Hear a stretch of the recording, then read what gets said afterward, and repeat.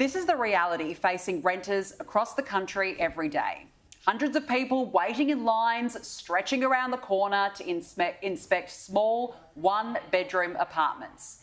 In this case, an apartment on top of a pub in inner Sydney.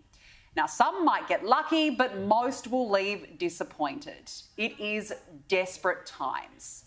This is no longer just a housing crisis, it's a long-term disaster. And migration is a huge part of that demand. Both are bubbling away under Labor's watch at unprecedented levels. Australia's cities and infrastructure are straining under the weight of almost 5 full Boeing 747s of migrants arriving into the country each day. Net overseas migration hit over 548,000 in the 12 months to September, 60% higher than the year before. That's a massive, untenable figure. Big Australia is getting even bigger. Now, make no mistake, we are a migrant nation and nobody can blame migrants for wanting to move to this beautiful country. But right now, permanent and long-term overseas arrivals are outpacing the construction of new homes. One new house for every 4 immigrants. We've got a housing crisis which is being exacerbated by government policy. And these policies are out of whack, Kieran. They're just not working. And there's clearly no plan to get us back and restore the standard of living we were used to. And all the while, that standard of living has collapsed. Here was Labor today stating the obvious. How are you going to house all these people?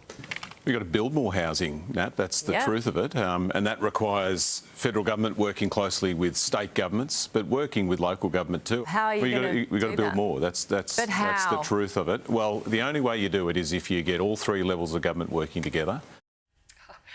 We know we have to build more. But Labor's promise of building more homes is about as believable as its promise of $275 in energy relief.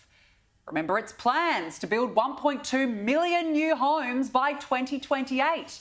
Well, experts say we'll be lucky to get to 100,000 new builds this year, way short of the annual target.